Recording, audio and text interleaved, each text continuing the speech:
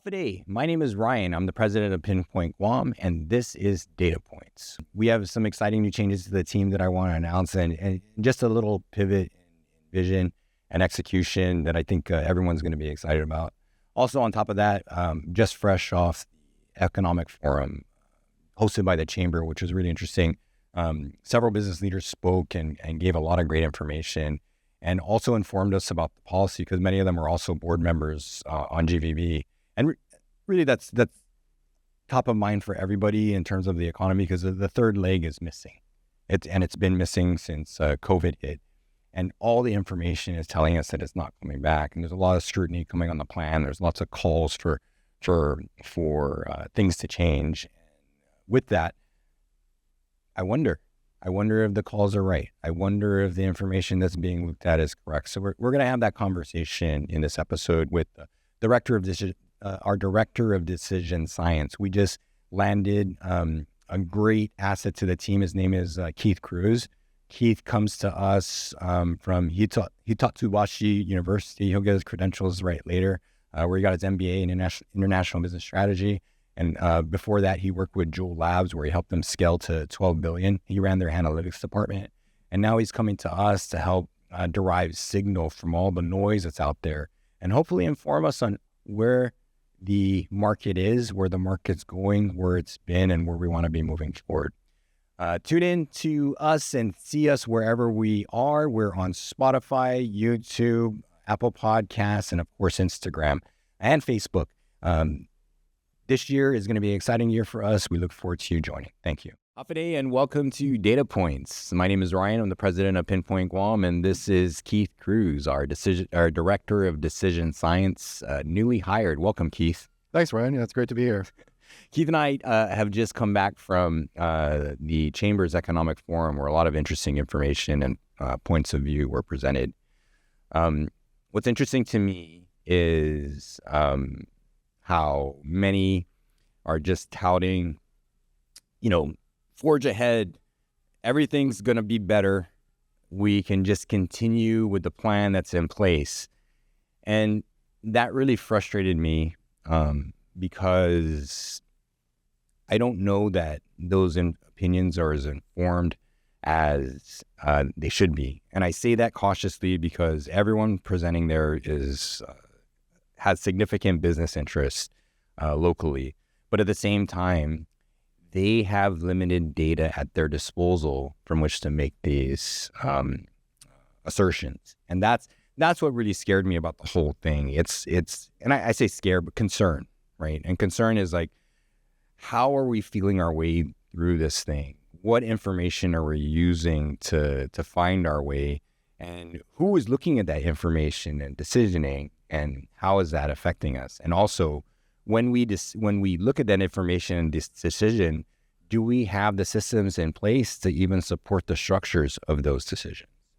And so with that, I speak to you, Keith. You have a strong analytics background. You've worked in the tech industry. Can you tell me your background and how you have learned to use data to decision for businesses, for private industry and government? Sure. So my background, I'm originally here from Guam, graduated from FD, and then I moved to California to attend Stanford University, studied international relations, but I never actually worked in my field. So to be anybody in that field, you had to have a master's degree to then get the unpaid internships at the end. So I was like, I would like to pay off my student loans a little bit sooner than that. And so my career kind of led me towards picking up more and more technical skills on the job. So I graduated towards the middle to the end of the Great Recession. And after 5 months of job hunting, I pretty much just had to, suck up my pride and go to a temp agency. And so I started my career at just various call center jobs like tech support, customer service, inside sales. And then I slowly built up more and more technical skills on the job. So, really mastered Excel between coursework and then on the job. And then I started picking up Salesforce. And then I kind of had the opportunity to work with learning Tableau and get to some on-site trainings that the team had paid for the entire company. So even though I was a temp, I got to sit in on these trainings and get these, free certifications in Tableau. And same with SQL, I got to learn how to interact with databases to pull out data. So going more from like a business analyst towards a data analyst, essentially. And I would like to say maybe the defining moment in that change to analytics. I was working for the Climate Corporation in San Francisco, and they had just been bought for about $1 billion. And essentially their product was turning all this remote sensing and weather data into a predictive model for the weather that they then sold as crop insurance. So they could confidently back their models such that they were willing to, associate it with the deep state's conspiracy theory. Sorry, I could it on myself. But essentially, even though that business line didn't work out, they were still willing to back up their data with, like, we're going to put, people's, so if there's any like pressure from a hailstorm, for example, or maybe some wildfire risk or something like that. Ultimately, it didn't work out, and they pivoted to a decision support suite for farmers. So I was there working in their customer success department, training all of these farmers in the Midwest how to use the tools to decide when to plant, when to harvest, when to put nitrogen, when to look for pest pressure, how to read their satellite imagery. So they were looking at essentially maybe hotspots in their fields where some of their irrigation wasn't working correctly, or they, you might even come up with a prescription for an entire field. So you would say how densely the plants will be planted, how far apart, how many seeds per hole. And that was really fascinating because I always felt like I was the dumbest person in the room, just surrounded by the best of the best in the world. So all of these, crazy PhDs and, multiple master's degrees and PhDs, the same people had just really humbling certifications. And I was just trying to be a sponge and just absorb all of that. And at the time I was thinking, I'm going to be a data scientist, right? This is a new hot, sexy job. It's great compensation, great career path. And so I wanted to be doing that maybe 80% of the time, the analytics piece, instead of just 20% of the time. So not just side projects, but actually like my real job description, my real career, instead of just one-off ad hoc projects that I sort of got approval for informally. Got it. And so ultimately that was just a contract role.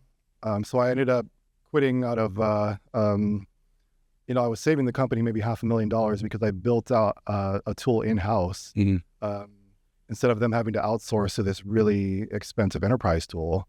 And even then they still weren't willing to convert me. And so I just was kind of fed up. And so I ended up moving over to Portland, Oregon, and worked for a materials converting and manufacturing company. And in that sense, I really got to learn under, multiple, however many maximum black belts are for Six Sigma. That was our chief quality guy. So he's like the, best in the world for Six Sigma. Right. And explain what Six Sigma is. So that's just like manufacturing quality methodology to, you want to have essentially a very low number of defects per million. Right. And that's kind of what ties into the Six Sigma. So you have these defects per million, could be complaints per million, customer orders, or defects per million, iPhones shipped, that type of methodology. But it's effectively quality control at scale. Yes, quality control at scale. Yep. So I got to learn the manufacturing side from the quality perspective of supporting inside sales. So I was, it was really powerful for my next job when I learned in working for this company in the manufacturing and materials converting, just learning to read prints, learning to talk to engineers, understanding the process for, returns. And so when I moved back to San Francisco, I changed careers to a data analyst. So that Salesforce experience plus the experience of the manufacturing quality, that really put me in a good place for being able to talk to many different audiences internally and externally. So between the suppliers, so Juul Labs, as you know, it's an e-cigarette company, but they were spun out of Pax Labs originally for the cannabis side. And so I joined Pax, and immediately the company split. So I was actually working for both for maybe half a year. I see. But I came in with a blank slate. Essentially, they were in a hypergrowth stage, and they had too many customers. So all of their ERP systems were failing. They had tens of thousands of customers contacting their support channels. You got to explain what ERP is for the audience. Yeah, so ERP is enterprise, I guess, resource planning. Is that right? Yes, And, that is. been using that acronym for so long now. Essentially, it's just your enterprise software suite. So depending on your industry or your job function, there are many different so-called ERP systems that just help you run operations at scale. Okay. And so Salesforce couldn't keep up with the volume, having those tens of thousands of customers calling a day. The reports and dashboards wouldn't load. And so I come into a situation where we're essentially flying blind, right? Everybody's frustrated because they need this critical information, but the report, it's going to sit there and maybe one or two reports on the dashboard might load, and then you're just going to see the little spinny wheel and, feel stupid just waiting here for half an hour.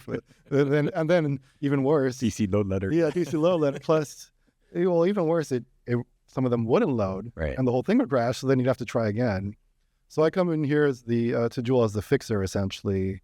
They have ETL setup, which is extract, load, or ELT now, extract, load, and transform. So they had a 5-trend setup to extract the data out of Salesforce and other software systems, and then put it into a data warehouse. And then you could feed that into like a BI tool, a business intelligence tool, to put all the pretty charts and dashboards. Right. And so I pretty much come up with a blank slate, like, we need reporting. We need to know what's happening because we're growing so quickly. And then 2 weeks in, I get called into jury duty. So I get derailed for 5 weeks for a useless case. So I have to go over to Oakland. Oakland, hypergrowth, what year? Hypergrowth stage, and then I got to disappear. But without getting in, too much details into that, I come back, and then I essentially turn all of their business logic into a data model in this tool called Looker, and then start first recreating all of the dashboards that they were used to. And then once we looked at that, you could tell, who was looking at which dashboards, were they actually using it to make decisions? And then we started refining. So then that kind of segued into my role, quickly transitioning into the voice of the customer. Essentially, I had a blank check, and my boss just said, I think you're going to do all of this. Be more of like a business analyst and a data analyst, like be more that trusted advisor to the key stakeholders in the company. So I spun up 2 different voice of the customer meetings, like just weekly meetings with senior leadership. So with the e-commerce side, how are the orders doing? Who's complaining about the broken app or the broken website, or what are their frustrations with the third-party logistics to get their order delivered?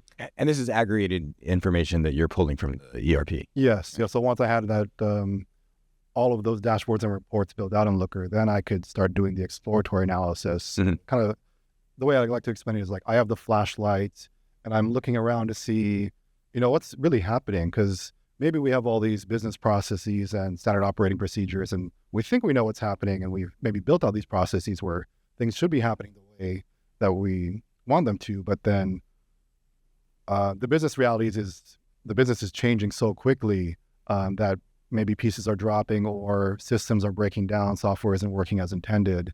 And so that's where I come in as the fixer to just kind of, see where all the cobwebs are, see where the dust is accumulating, and then point that out to the right people and make them aware so that we can then either fix it, understand why it's going wrong, understand what needs to change to achieve our objectives.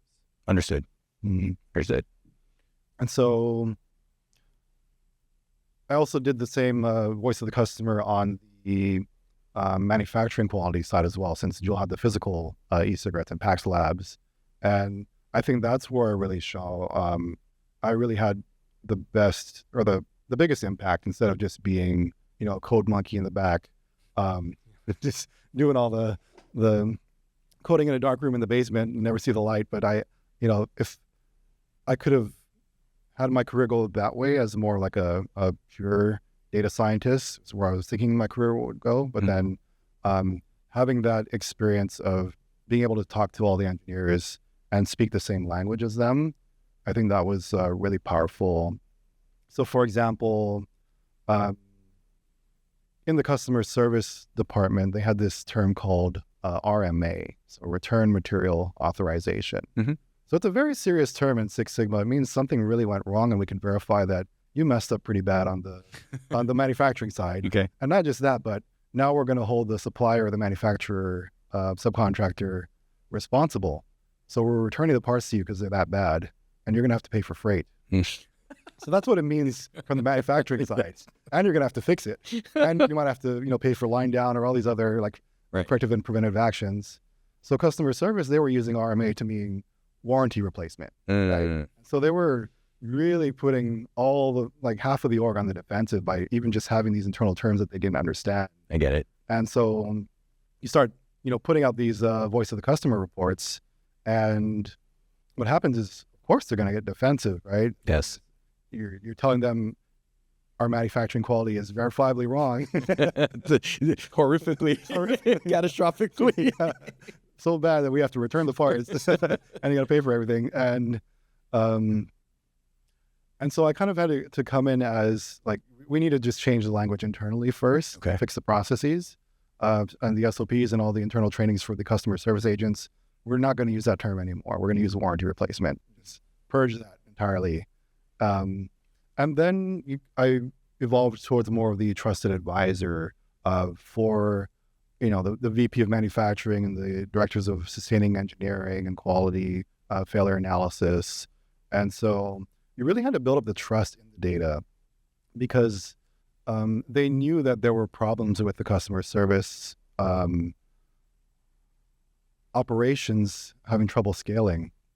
And they also knew that, maybe some people were abusing the warranty policy because the processes couldn't keep up. So then people would just take advantage of a very lenient warranty replacement policy, which is another story I could share maybe a little bit later. But I really had to build up the trust because their first instinct was to attack the data. Right. They don't trust it. How did you pull those numbers? Who are you? Why are you coming in here and telling me all my stuff is wrong?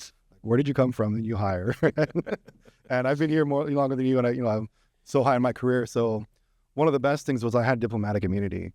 I had 3 different mentors in different capacities who were essentially outside consultants or my direct boss. And they were kind of like the shield bearers, essentially shielding me with a big umbrella from all of the politics so that I can then go into other departments and just really show that, we're here, this collaborative approach.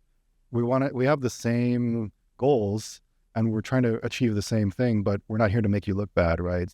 And let me stop you right there, right? Because I think that is indicative of the reaction that I've faced in presenting data, and that I think many people face when presenting data to invested stakeholders, especially invested stakeholders who are really successful at what they do and have long-standing operational and executional knowledge. And who is this kid coming in here with his Ruby on Rails, SQL? I don't even know what the hell he's talking about, and telling me how to run my business, right? But I think a lot of it is context in that way, and just having them understand what the context is and having them explain, well, no, you can't say RMA for everything. You have to break that down because you're slapping me in the face because you don't understand Six Sigma, and neither do you. These guys, right? Why is that even an option? And I think that is the challenge, because that also threatens the gatekeeping that happens a little bit, right? The perceived security that comes from having the information and knowledge, and also the idea that, man, I'm really good at getting this done in this way, and if you change that, I'm going to add 5 extra steps. I don't really want to do that, even those 5 extra steps are important for compliance and analyzing the data moving forward. And I hear in your journey the narrative elements of some of the problems, right? Structure of data, overload, pulling context, and that I think is important. That is something that I saw challenged at the economic forum. Yeah.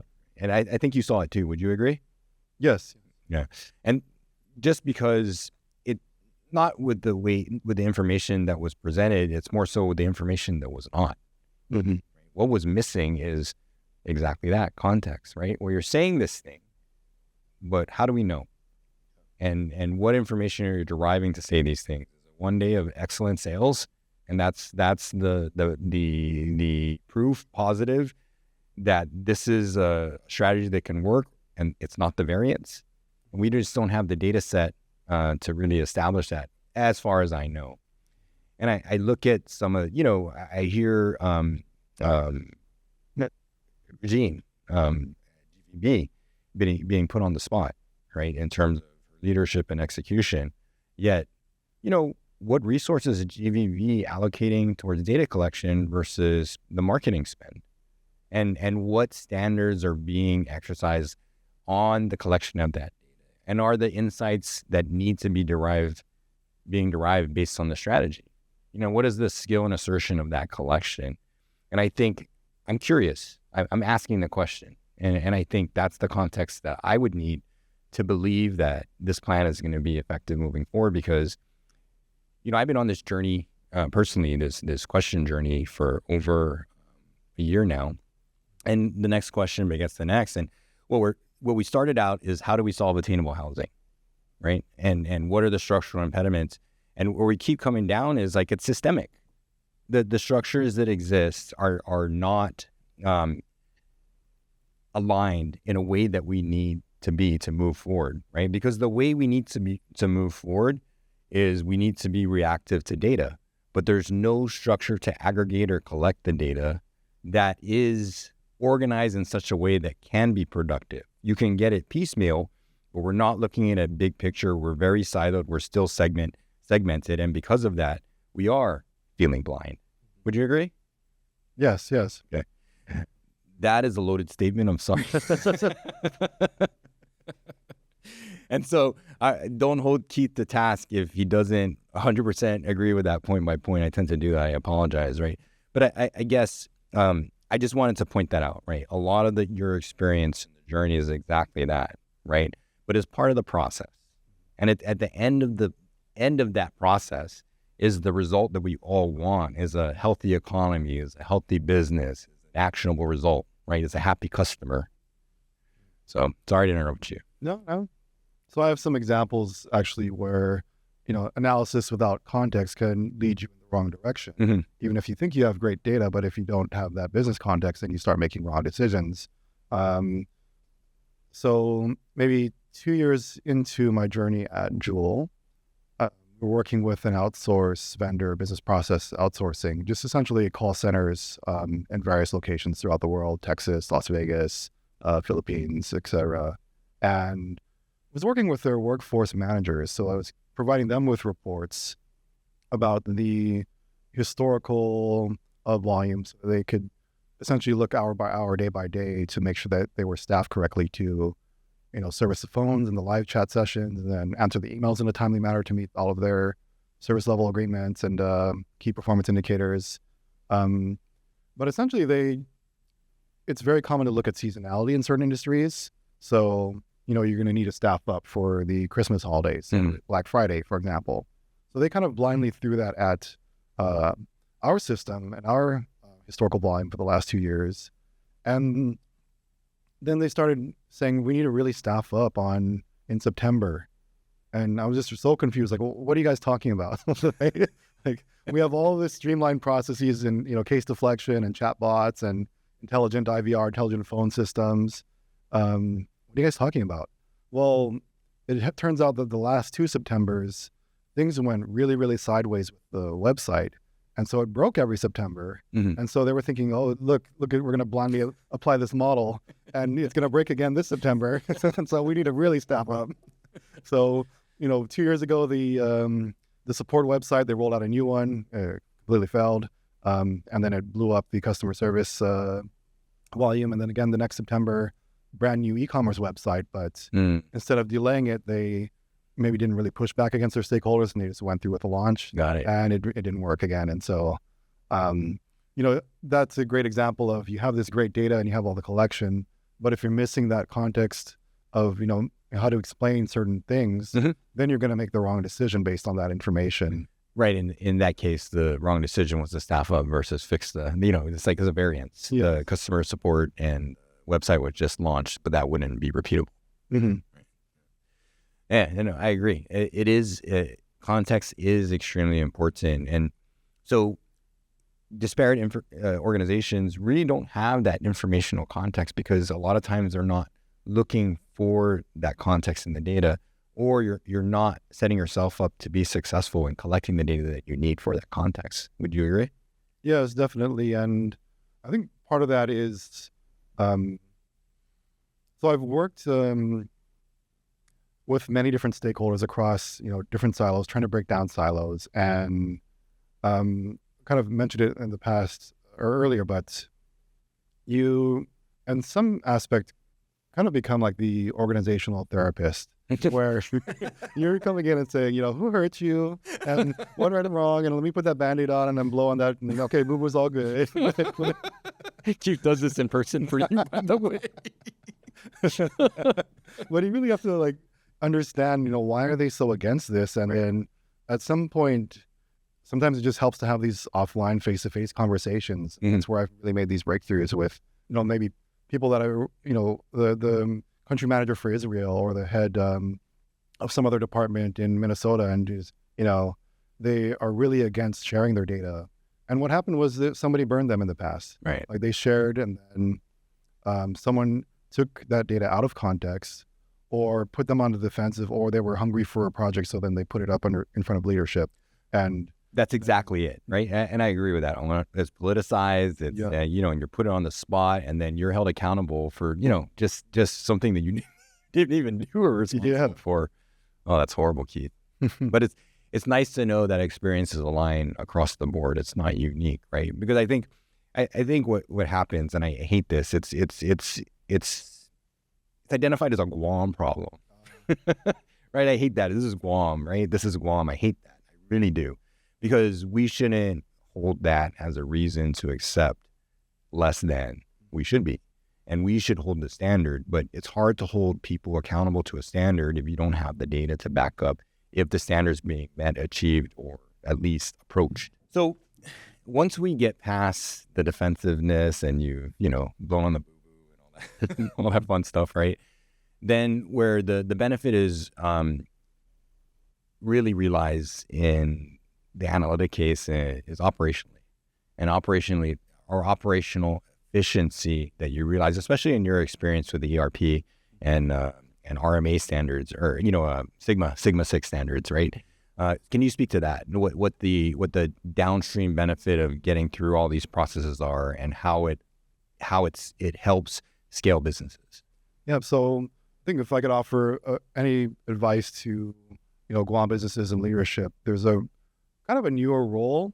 It's called business operations, or BizOps, and essentially it's turning all that data into insights to have data-driven decision making to then lead into operational excellence. So instead of just that gut instinct or firing from the hip, you kind of are able to really have that precision and accuracy, and kind of back up your gut feelings or your brainstorms. And so what this role is essentially you have to go in and build trust, because your responsibility is a well-run business, a well-oiled machine. And what that means is you need to work with, across silos. It's a very cross-functional role. So you essentially build up trust in that trusted advisor feeling with all of the key stakeholders. And then you start agreeing on, or even just developing metrics. Like, what metrics does your department use? So, it's a lot of opportunity for somebody to get defensive and to shut down. But if you can sort of bridge that gap and say, I'm here because I want to make everybody successful, right? So I'm just here to establish what metrics we should start tracking within your org. We're going to define those metrics, And then we're just going to start trending them and seeing, and if it doesn't work out, that's okay. We can change it. You know, we don't like those metrics or they don't make sense for our business, but I'm really here just to, because my responsibility is a well-run business. That's my end product, essentially. Yes. So it's a very powerful role within an organization. I've seen it filled by maybe people coming out of McKinsey, Bain, or maybe I forgot what the other one is, a Boston Consulting Group, like the top 3 consulting firms, or from the top MBA programs. And it may have different job titles, but I think that's a very powerful role for turning that raw data into organizational excellence. Okay, but explain how a kid out of school is going to tell me how to consult a business that I've operated for 10, 20, 30, 40, 50 years. He has no internal experience. Yeah. Tell me how that passes. How do you sell that in the boardroom? So I've seen it gone wrong where, one of those fresh faces is very overconfident and says something wrong, and then the CEO calls him out in front of everybody, says, you're 24 and you're just out of your MBA program. You have no work experience. Like, what are you doing here in front of me? Yeah. But on the other side of it, if you have a little bit of that experience and context, and in my situation, have that diplomatic immunity and that buy-in at the highest levels and saying, we're making these changes, and we may not get it right every time, but we're here to have that organizational change. It's Moneyball. So that's kind of the position where I was in, where I had that opportunity to step up and fail and to make those mistakes. But it was a huge learning opportunity for me, changing that career. And, at the end of it, I ended up with a team of 10 from, going from the first data analyst at the company to leading global analytics projects and, launching into 20 different markets and multiple new products, and leading the global headquarters in London and Singapore, and supporting their regional presidents and general managers and all the country presidents. So I think I had that. You really need that EQ, what they call it, emotional maturity and empathy, to work across cultures and across backgrounds. And I was also described as a politician, or I got feedback from some of the managers that, you would be a great politician. So I think maybe having worked for the 29th Guam legislature and for the Vice Speaker, Dave Shimizu, during election season, I think that also kind of set me up for success for kind of really having that, face-to-face time with many different people, all walks of life, and, trying to build up support and trying to just understand their concerns and put yourself in their shoes. I think that can be very powerful. No, it's true, because I come at this from a subject matter expert on the real estate side, right? I was a realtor, I was a mortgage broker, large commercial transactions, utilities.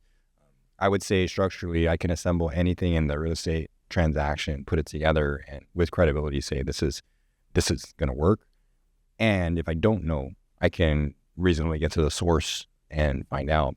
And so I've derived my career on extracting this data out of the ether. It's very analog, manually, but I think in essence, that's what business development people do. They trade on information, they trade on referrals, but they trade on the experience, the structural experience. They know how to solve problems, but that is legacy knowledge, right? And it's internalized. And so what you do is you apply scale to that. You aggregate that. You apply experience and testing and science to that, and you provide KPIs, key performance indicators, to show that this is what's really happening, not what you think it is. Because I think sometimes you're blinded by your priorities and by the things that you want to see in the data versus what's actually in the data. And so in that, what we're inviting people to do is to come with us and work with us to help us add context to your data, to look at your data standards, to look at the data sets that we have, that we've aggregated on our own, and how that can help you. And how can we collect data sets that will help you decision moving forward? And so we've added that capacity to the organization, not just in real estate because it was already there, but now we're adding that capacity industry-wide. And so what Keith has come up with, and I think is brilliant, is signal intelligence. And I'm sure you didn't derive this. Well, maybe you did. I'm sorry. But so the way I've been thinking about the data is different from the way you think about the data. Can you explain the difference? Sure. So, coming from that background of maybe that customer-centric mindset, leading into the analytics excellence and like data-driven decision-making, unlocking operational excellence plus strategic growth. So I decided to take a career break, and then I during the pandemic, I took a sabbatical and then realized I was ready to go back to school. So I'm just fresh out of a MBA program from Hitotsubashi University in Tokyo, and did a MBA in International Business Strategy.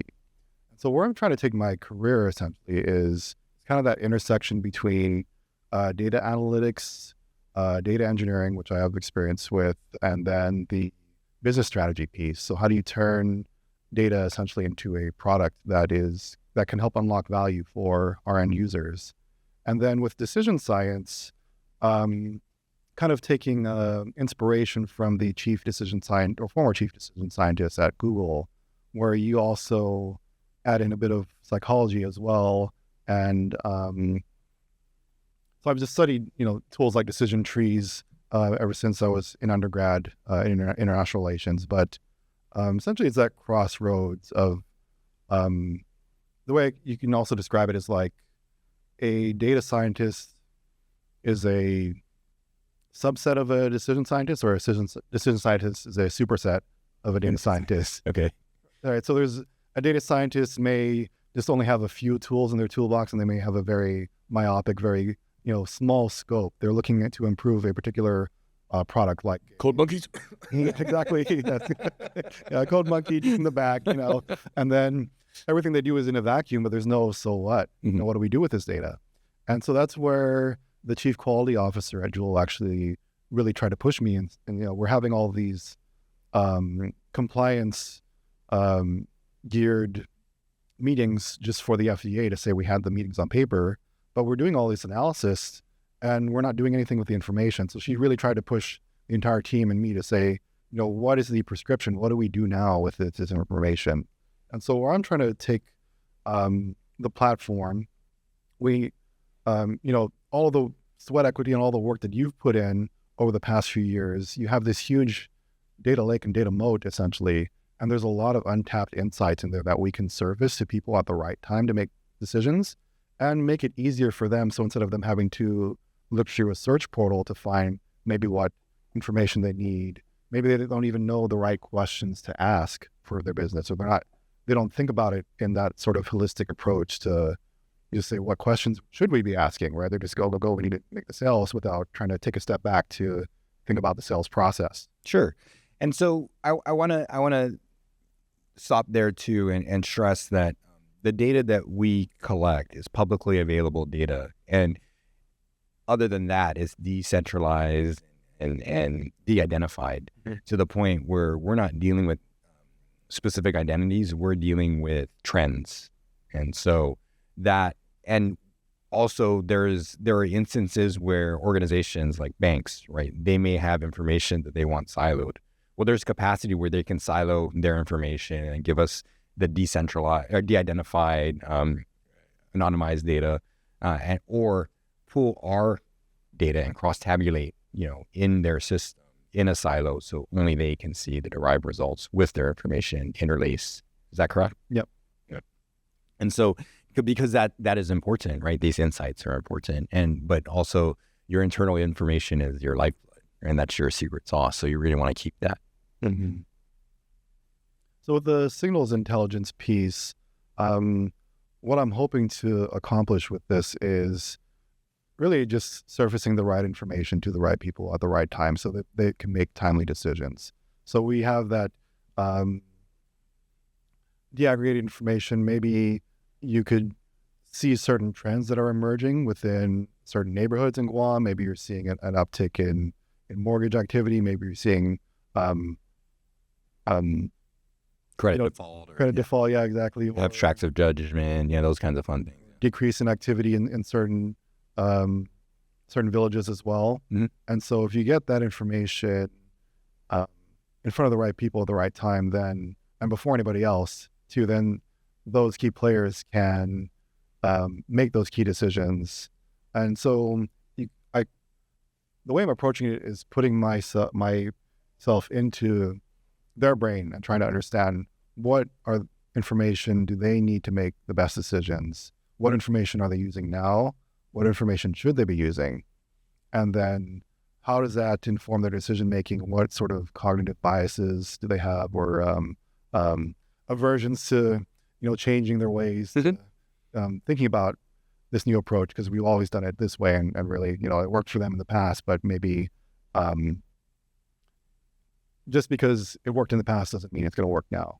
Things have changed. But then also, I think what's missing again is the segments.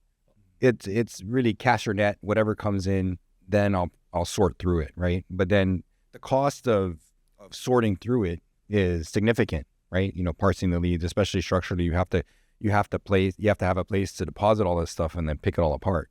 But with your approach, what you can do is you can identify segments that you can productize before you even make the effort, and then you can get that segment to come to you in a variety of different ways once you have the product and you have the signal. Yep. So that's what I'm working on developing this year and over the next few months, just turning a lot of that business logic into essentially code that then we can spin up maybe a dashboard or an alert or an automated report for any of that key information that we're interested in knowing about. Mm-hmm. And we train real estate agents and lenders to do this every day using our data, right? So as an example, we look at mortgages, and mortgages, if you look at historic mortgages, you can identify a place where maybe I should call some people who might be due for a refinance, right? Or I might look at some documents and see some people where they might have some credit capacity, or they may have some deposits to make at large financial institutions, or they may want to invest some money in the stock market. So just based on public information that's readily available, someone could go analog and just make some phone calls. It's a small island. And I promise you there are people doing that, and they're sending postcards and doing things like that. But it's all analog. It's all piecemeal. Some are getting more significant, but still, organizationally, I've had these conversations, and I've asked, how do you predict? I've talked to industries where there's an advanced ordering window. It's like, how do you predict what you need in 5 years? And the organizational answers are night and day. Well, one organization said, "Oh, we look at what the bids are going to be, what the components are of all the projects, and then we see that, and then we think, okay, what do we traditionally do at this volume? We look historically, and then what should we order at least as a minimum?" Right? And one guy says, "I don't know," not to that degree, right? But I think it's just there's some people who are looking at it, not to that extent, but I think most aren't. And that's because the way they've been doing business has been successful for like a long time. But what are you missing? And how inefficient are you really being? And what markets are you kind of in, but not fully leveraging? Mm-hmm. And that, I think, is the most exciting part of joining Pinpoint at this time and in this role, is because, in the past, I've really worked on improving inefficiencies and pointing those out, that essentially changing processes. So it's like the opportunity here is we're in a great place to transform the entire real estate industry for the island, and not just that real estate industry, but potentially adjacent industries as well. Mm-hmm. And I think, you can talk to it much better than I can, for sure. So, well, I guess where I would want to make the case and the point, right? And I think it's great that we're doing this at the beginning of the year, right? Because it's an election year. There's a lot of people running, and there are a lot of people who have a point of view on how to make things better. And there are a lot of people calling from the sidelines saying, hey, what you're doing is wrong. Who's really coming at it with data? And what I want to see from the candidates is, what are you doing to inform your policy? What data are you looking at to decide what's going to happen here moving forward? What strategies do you have to solve some of the issues that are clearly structural. I mean, we've gone from attainable housing, now we're in plebiscite, and we're talking about government by initiative and the legislature being broken, which is really the thread, right? Structurally, the systems aren't in place for us to be successful in the environment that exists now. And how do we get ourselves out? Well, that's where we need to look at the data. And if we don't know right now, that's fine, but we need to seed ourselves in a situation where we can grow the data set to the point where we can see what we're doing is successful, at least to the place where we can pivot or change the strategy. So Keith, seeing the landscape, right? Tell me where you would hope to be in a year with signal intelligence. So I think there's a lot of foundational groundwork that needs to happen. So in my first month at Pinpoint, I've been essentially rolling out a project and product management tool, and then project managing myself. So planning the rest of the year and everything that I want to accomplish. And that means laying the foundations for essentially a production pipeline for data. So all of this data science work I could potentially do now ad hoc on my local laptop, but I can't, it would be very difficult to do it reproducibly, and it would be very difficult to then maybe feed that information into a dashboard or a report or a white paper or quarterly business review with a client. And so I need to do all of the foundational work in analytics engineering. So building the data models, turning all of the tacit tribal knowledge into essentially logic that I can then turn into code in SQL or turn into a mapping table in a database for performance improvements. And then what that does is allows us to essentially, instead of all of that information living in somebody's brain or living in an Excel filter or a filter in a BI tool, you have all of that data dictionary documented, build out the models, then you can feed that into your BI tool of choice to build reports or build dashboards or start building these alerts where you want to surface the right information to the right people at the right time, like I mentioned. And so there's a lot of foundational work that we need to do so we can crawl first before we can even walk. Right. And so that would be probably the next few months of my time. And then once we get there with the modeling, then I can start refining. And then I can start, we are working with the UOG Masters of Data Science program, and we have an intern there. And so he's, a math whiz. He's extremely intelligent, but there's so much of a data scientist's job in the real world that is all about data wrangling. And so I really want to get the data to a point where we don't really have to do all that cleanup. So I'm doing all that upfront work to enable us to fly, really. And so once I have all that cleaned up in a nice little package, then we can do more advanced statistical analysis, do some machine learning, maybe even feed it into AI tools that can essentially help us unlock more value out of just the raw data. And so once we've done all that foundational work, then, a few months out, start building dashboards, start building reports, and then it's definitely going to have to be an iterative approach. So depending on the industry, if it's a realtor, if it's the banking industry, learn their business, learn what they care about, and get their feedback, their honest feedback. Like, this is trash. We don't want to see this. And okay, great. Sigma 6. Yeah. So, but doing all that upfront work makes that next step of having those back-to-back, iterative conversations with the clients go much more smoother and make it much more reproducible, make it go all that much more quick. And I hear all the legwork that you're doing, on the structure side. And one of the things that we also often criticize about the government is the siloed data, right? Like there are entities that care and they do have the data, but they are siloed and they're repetitious, and it duplicates efforts in a lot of different ways. And so, I think that is why a lot of times BSP, which has the largest warehouse of data, is the problem solver. you need a permitting issue, you need some kind of position statement, it always goes through BSP first because they look at the data, the economic data, right? And so there is that happening. But again, what are the data standards? Because all this data is just recently collected and it's not standardized and it's not regulated. And one of our most significant expenses is the parse. And also, but then also the challenge is extracting the context. And there are very few people who can extract governmental context across the board out of the data, right? And the people that can extract that context are quickly leaving or aging out, hiring. So that expertise is leaving. So to a point, you're going to have all this data, but you're not going to have the context that you need. So it's important to memorialize it now and to get all that down so you're able to pull these insights down the road.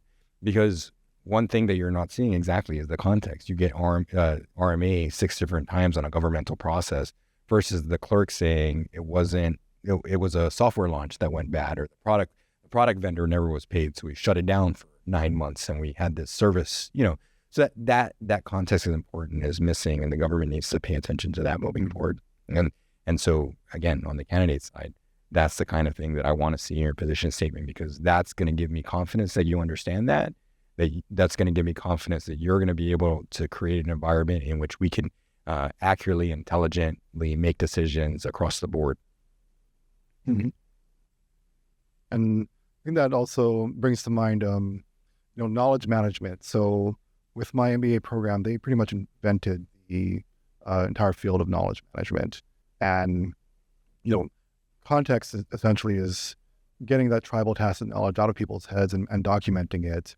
And so the benefit for that, for cutting edge tools like AI, you have what's called a model context protocol, where if you can document all of that business logic and all of that internal knowledge, pair that with all of the data that you want to unlock value out of, that gives the AI essentially a roadmap so that it really hallucinates less, essentially. So it's going to really have all that logic nailed down so that it's really informed about the questions that you're asking it. So it can look to that document, then look to the data, and then that really is very powerful for unlocking the value out of your raw data. I agree. And also, when you have enough of the data aggregated and collected, then you can twin, and then you can project, really moving forward, right? And digital twin on the governmental side is like the dream, because then you can project out anything.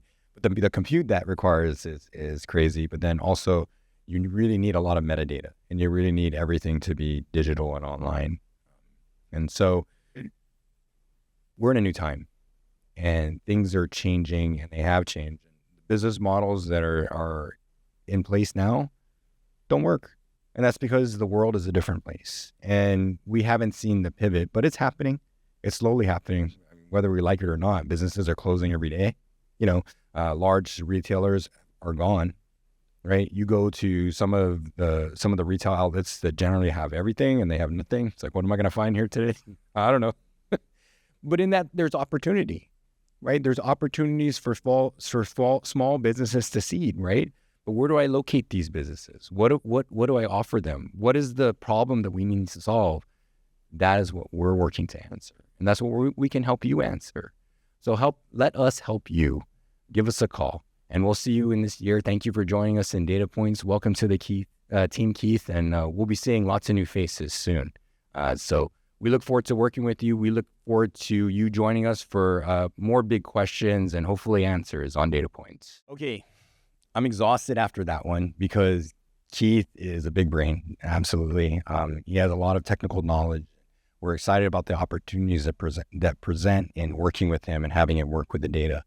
I invite you to give us a call and ask us the questions that you want answers to, and invite us to work with you to look at your data and help derive what information is in there. Because, what I saw at the chamber is a lot of people saying that we have a marketing problem. We don't have a marketing problem. Marketing can't fix what we have going on here. It's broken. The systems are broken. You can't market over poor, low-skilled workforce that's from from a school system that's not getting the results that you need. You don't have the infrastructure in place to pivot. So we're just stuck, banging our heads against the wall, repeating the same effort and saying, oh, no, let's do it harder and faster, and it's going to work this time. And that's kind of crazy to me, that you're approaching things in a way that you don't really have foresight into what the result may be. You think it is, but really you're just kind of feeling your way, and you're not measuring where you're going along the way and monitoring results. And if you had to pivot, we don't have the infrastructure in place to pivot, which is a concern. So why aren't we building that infrastructure, and what infrastructure should we be building? So those questions require data.